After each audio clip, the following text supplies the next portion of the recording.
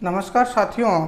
देखो, आज अपन एक्सरसाइज 4.2 के क्वेश्चन नंबर 3 देखेंगे, क्योंकि क्वेश्चन नंबर 1 मैंने बता दिया और क्वेश्चन नंबर 2 अपने को उदाहरण में ऐसे का ऐसे दिया हुआ है, आप कर लेंगे वहाँ से।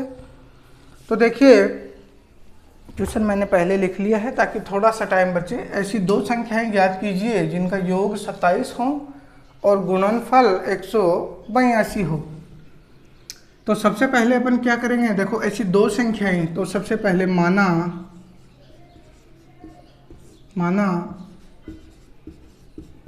पहली संख्या बराबर x है, माना पहली संख्या x तथा संख्याओं का योग कितना दिया हुआ है, 27। अब देखो, योग यदि अपने को 27 दिया हुआ है, मान लो ये दो संख्याएं हैं कोई भी, x प्लस बराबर, योग का मतलब यही होता है। अब ये अपने को ज्ञात करनी है तो ये इधर आएगी, माइनस की हो जाएगी, तो 27 माइनस एक्स। तो दूसरी संख्या क्या हो गई, 27 माइनस एक्स। योग ये है, तो दूसरी संख्या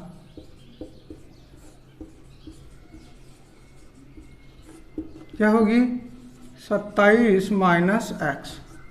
ठीक है, इसी प्रकार की कोई समस्या नहीं।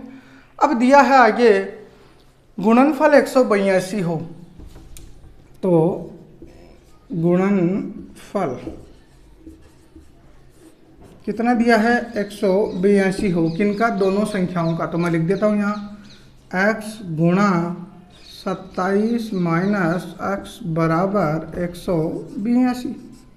दोनों संख्याओं का गुणनफल दे रखा है 182, तो दोनों संख्याओं को गुणा कर दिया, बराबर 182 लिख दिया। अब इसको सरल करेंगे, तो देखो 27 को x से गुणा करेंगे तो 27x माइनस का चिन्ह, x को x से गुणा किया तो x स्क्वायर, ये आ गया अपने पास 182। ठीक है, अब देखो इसको इधर लेके आएंगे तो क्या क्या हो जाएगा, माइनस का। तो ये इसको मैं ऐसे भी लिख सकता हूँ, minus x square plus 27x minus 182 बराबर 0। क्यों लिखा है ऐसे, क्योंकि अपने को पता है अपन समीकरण कैसे लिखते हैं, ax square plus bx plus c, इस प्रकार से लिखते हैं, इसलिए मैंने इसको इस प्रकार से लिखा है। ठीक है, आगे देखते हैं। देखो यहाँ अपन क्या करेंगे, 3 मान हैं अपने पास। आपको पता है यदि 3 मान हैं तो अपन समीकरण को कैसे हल करेंगे, या तो अपन सबसे पहली विधि गुणनखंड विधि से हल करेंगे, दूसरी विधि है आपको पता है श्रीधराचार्य, और तीसरी विधि है पूर्ण वर्ग विधि। ये 3 विधियां हैं। अब देखो, यदि क्वेश्चन में दिया हुआ है कि आप श्रीधराचार्य से कीजिए, पूर्ण से कीजिए या गुणनखंड से कीजिए, तो हम उसी विधि से हल करेंगे। लेकिन यहाँ ऐसा नहीं दिया है, तो अपन जो भी मर्जी हो उस विधि से हल कर सकते हैं। तो सबसे पहले देखो, गुणनखंड विधि से हल करेंगे तो आपको पता है पहले और तीसरे को गुणा करेंगे, जो मान आएगा उसका जोड़ या बाकी 27 आना चाहिए, इस प्रकार से करते थे। और श्रीधराचार्य का भी आपको पता है minus b plus minus under root b square minus 4ac, ये सूत्र होता है, बी स्क्वायर माइनस 4ac बटा 2a, ये होता है।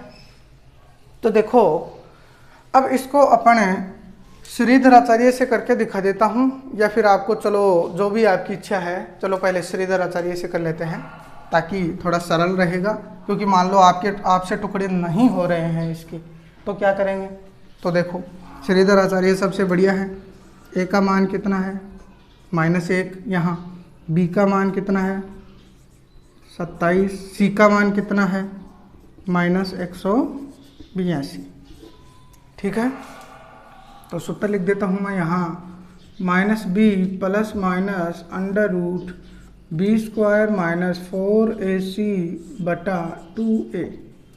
तो देखो इसको हल करेंगे, माइनस बी का मान कितना है 27 plus minus b square, b का मान कितना है 27, तो 27 का होल स्क्वायर माइनस 4, ए का मान कितना है, ए का मान देखो माइनस का 1, सी का मान कितना है माइनस का 182, यही है, बटा 2a, 2, ए का मान कितना है माइनस का 1, ठीक है।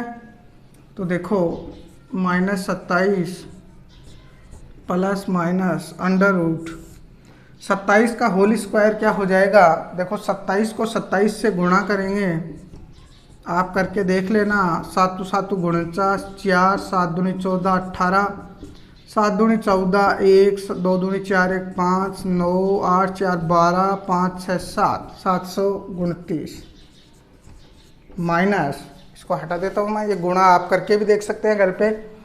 अब देखो यहाँ समस्या आती है, माइनस को माइनस से गुणा करेंगे तो ये तो प्लस हो गया, फिर प्लस को माइनस से गुणा करेंगे चिन्ह माइनस का आएगा, ठीक है। 182 को 4 से गुणा करेंगे, 182 को 4 से गुणा करेंगे, 8 32 3 7, 728 आ गया, ठीक है। ये गुणा करके मैं दिखा रहा हूँ, ऐसे कोई नहीं दिखाएगा, आप कर सकते हैं घर पे, बटा 2 इंटू -1, तो 2 को 1 से गुणा करेंगे माइनस के 2। आगे देखो माइनस का 27 प्लस माइनस, अब देखो 729 में से 728 घटाएंगे तो मान 1 आएगा, तो अंडर रूट 1 बटा माइनस का 2।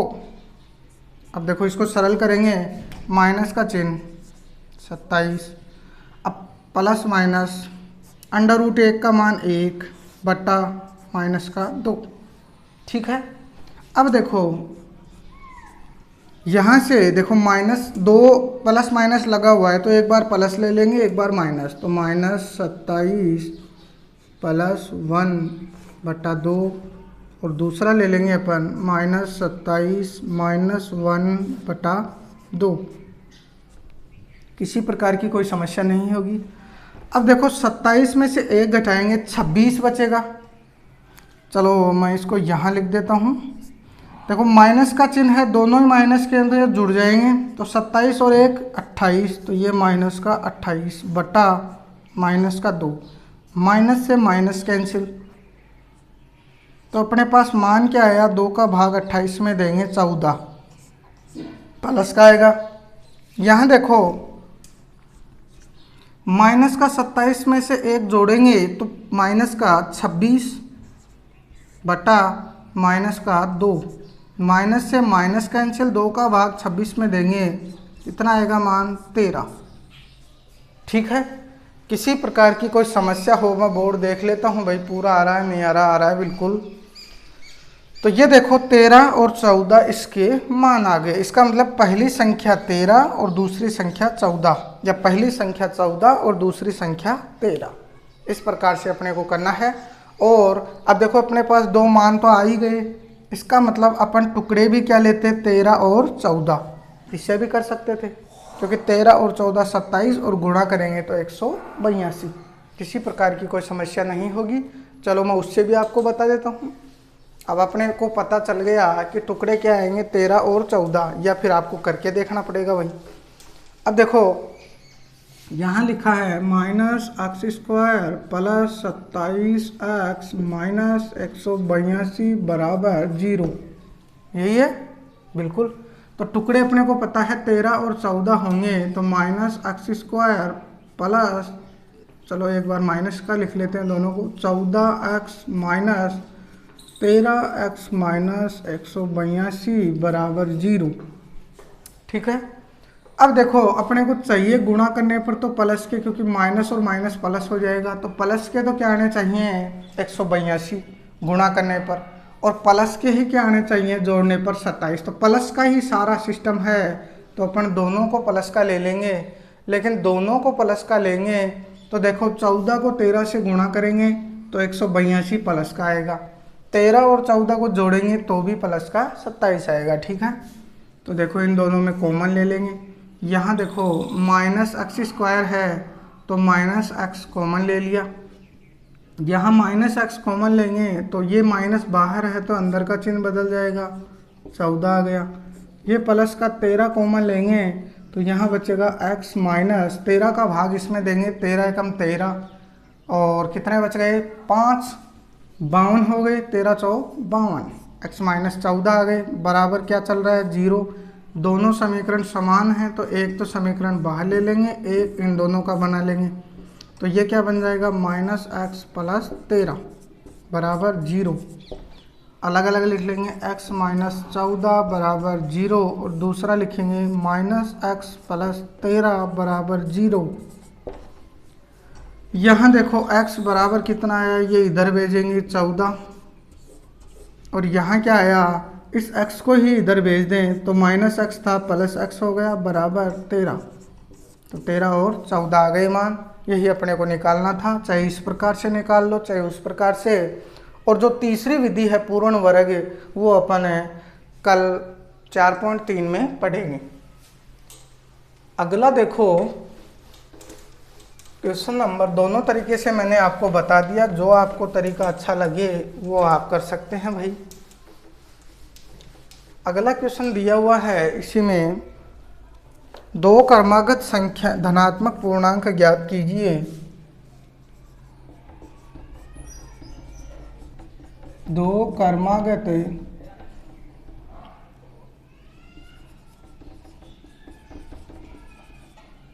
धनात्मक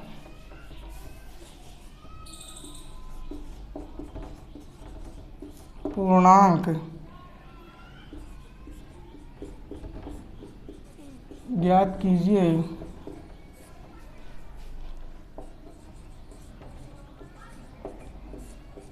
जिनके वर्गों का योग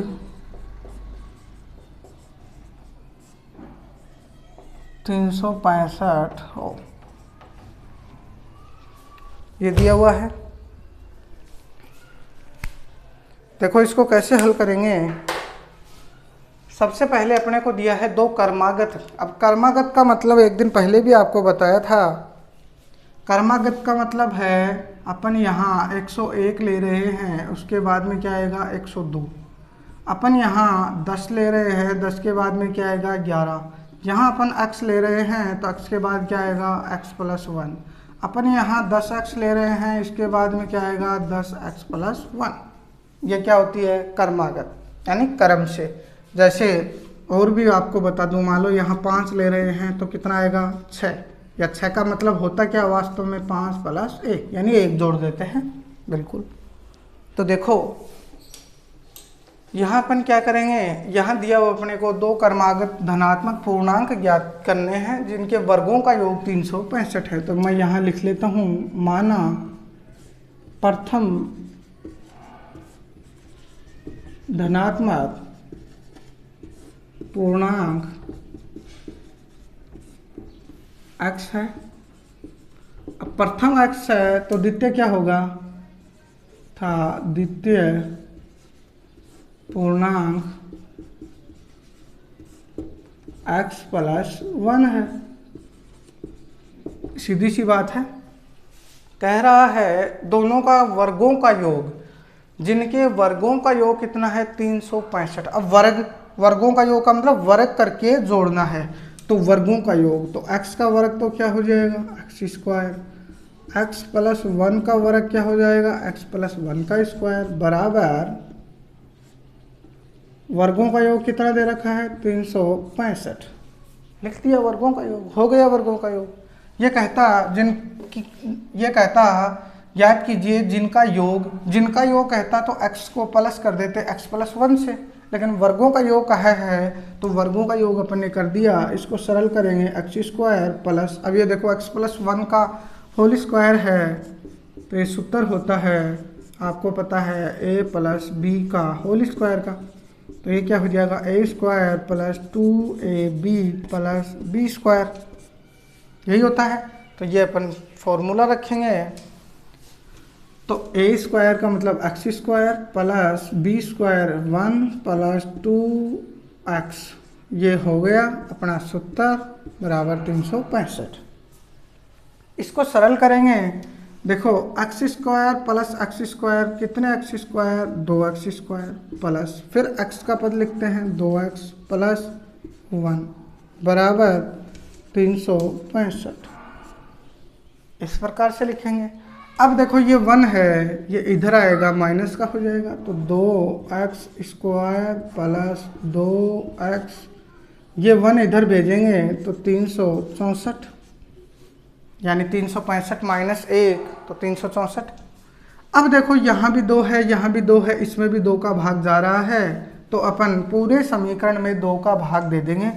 तो इसमें 2 का भाग मैं यहाँ लिख देता हूँ, 2 का भाग देने पर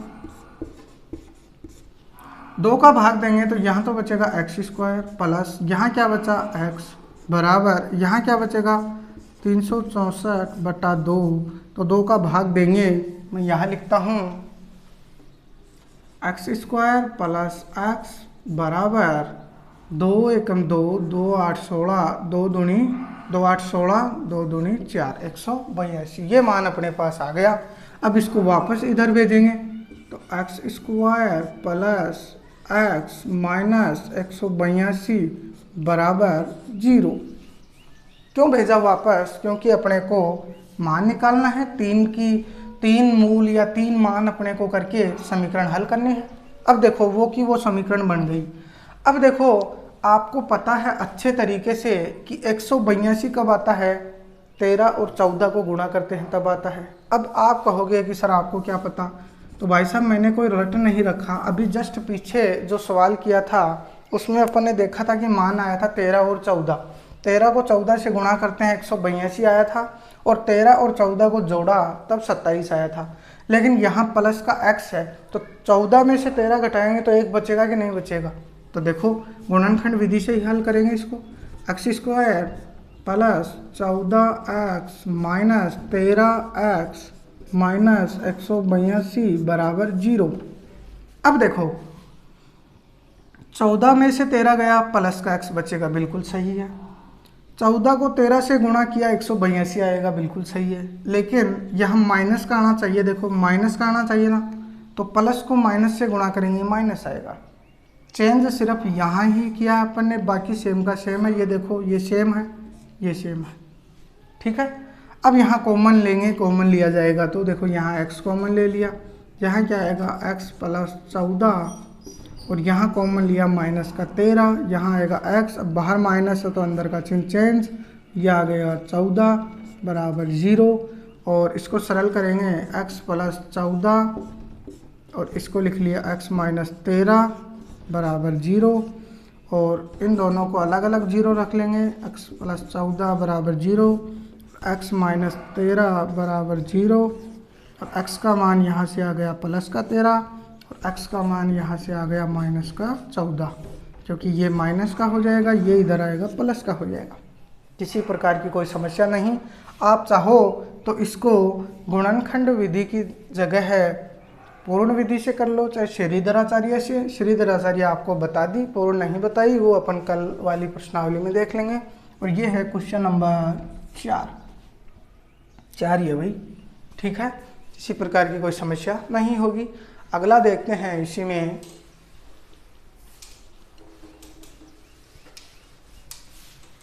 अगला देखेंगे। कोई समस्या हो तो कमेंट में लिख सकते हैं। किसी भी प्रकार की कोई भी समस्या आपको समझने में आ रही है तो आप कमेंट में लिख सकते हैं भाई।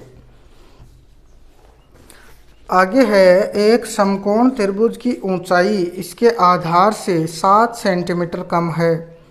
यदि कर्ण 13 सेंटीमीटर हो तो अन्य 2 भुजाएं ज्ञात कीजिए।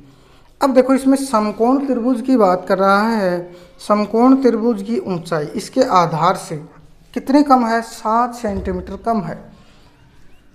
तो मैं लिख लेता हूँ, माना क्वेश्चन नंबर है ये 5, इसमें कह रहा है एक समकोण त्रिभुज की ऊंचाई आधार से 7 कम है, आधार से कितनी है 7 कम, तो आधार कितना होगा, माना त्रिभुज का आधार x है। अब आधार x है तो त्रिभुज की ऊंचाई 7 सेंटीमीटर कम है, किससे, आधार से। तो आधार x है तो त्रिभुज की ऊंचाई कितनी हो जाएगी, त्रिभुज की ऊंचाई अब कह रहा है 7 कम है, तो x माइनस 7, आधार से 7 कम है। मान लो आधार का मान यदि 15 होता तो त्रिभुज की ऊंचाई कितनी होती, मतलब 15 में से 7 कम कर देते। यही तो कह रहा है अगला कि देखो एक बार फिर से मैं पढ़ता हूँ, एक समकोण त्रिभुज की ऊंचाई इसके आधार से 7 कम है, तो इसका आधार x है तो ऊंचाई कितनी होगी, x माइनस 7। आगे कह रहा है यदि कर्ण 13 सेंटीमीटर हो, यदि कर्ण कितना है 13 सेंटीमीटर हो, तो अन्य दो भुजाएं ज्ञात कीजिए।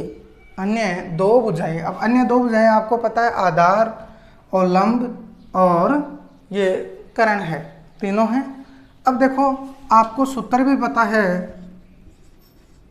कर्ण स्क्वायर बराबर क्या होता है, आधार स्क्वायर प्लस लंब स्क्वायर, यही होता है।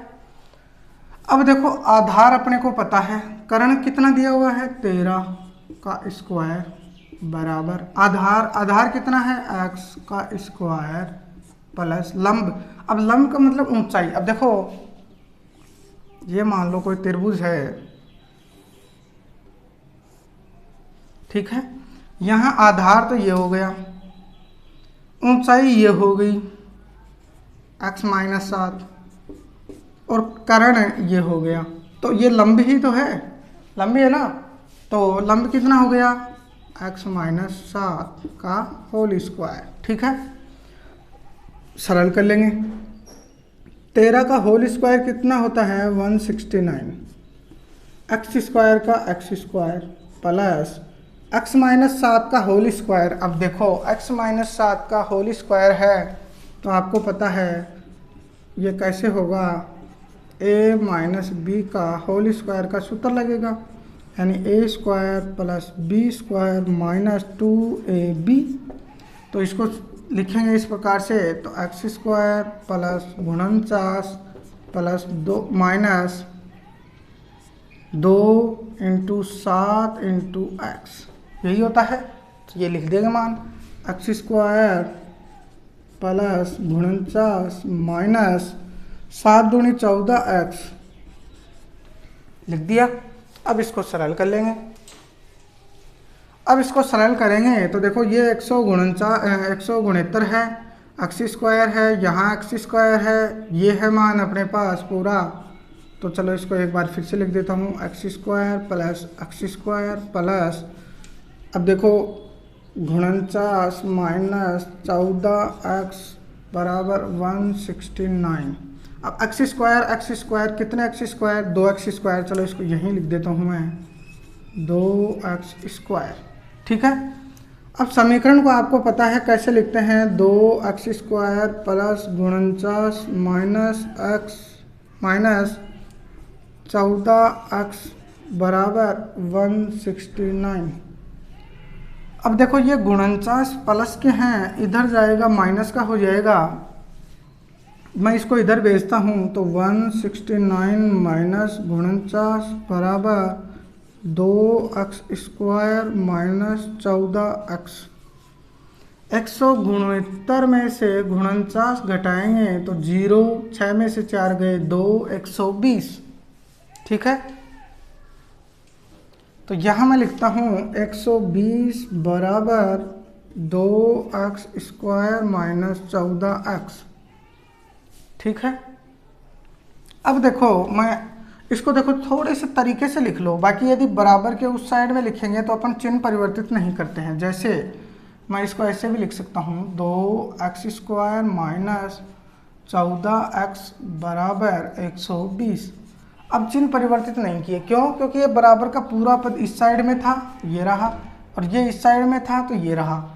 अपन ने वैसे घुमा दिया, लेकिन अपन ने एक दूसरे की दिशा चेंज नहीं की, ठीक है।